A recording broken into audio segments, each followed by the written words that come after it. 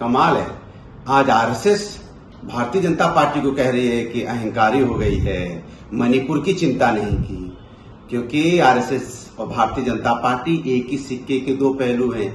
एक ही सिक्के के दो पहलू हैं। ये चूंकि आरएसएस को इस बात का एहसास हो गया है कि जनता इंडिया गठबंधन और विपक्ष के साथ खड़ी है, क्योंकि विपक्ष और इंडिया गठबंधन ही जनता के हक की बात कर रहा है, उनको न्याय दिलाने की बात कर रहा है। कभी आरएसएस ने जनता के साथ खड़ी नहीं हुई।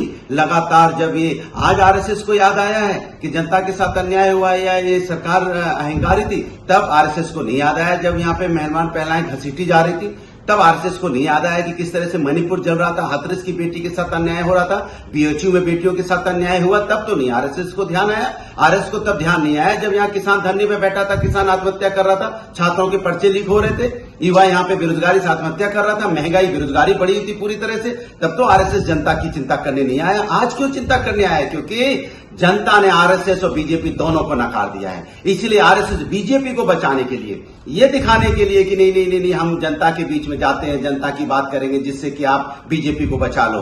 अरे जनता सब जानती है, आरएसएस और बीजेपी दोनों एक हैं। अब जनता की बात करने से कुछ नहीं होगा, क्योंकि जब जरूरत थी तब आपने जनता की चिंता नहीं की। जब जनता को जनता तकलीफ में थी, दर्द में थी, तब आरएसएस ने जनता की बात नहीं की। इसलिए आरएसएस बीजेपी को ना बचाए, जनता सब जानती है। इसलिए जनता आज इंडिया गठबंधन और विपक्ष के साथ खड़ी है, और जनता अच्छी तरह से जान गई अब देश की जनता आरएसएस और बीजेपी दोनों एक हैं। ये सिर्फ नाटक कर रही है, इधर जनता के सिंपैथी लूटना चाहती है जनता की बात करके। इसलिए जनता की सिंपैथी अब आरएसएस को नहीं मिलने वाली, जनता अब आरएसएस को नहीं एक्सेप्ट करने वाली, वो समझ गई है ये दोनों एक हैं और नाटक कर रहे हैं जनता के साथ होने का। लेकिन जनता अब इंडिया गठबंधन विपक्ष के साथ खड़ी है, क्योंकि यही वो लोग हैं जो जनता के हक को, जनता को न्याय दिलाने की बात करते हैं और लगातार 10 सालों से इस आरएसएस और बीजेपी से लड़ रहे हैं।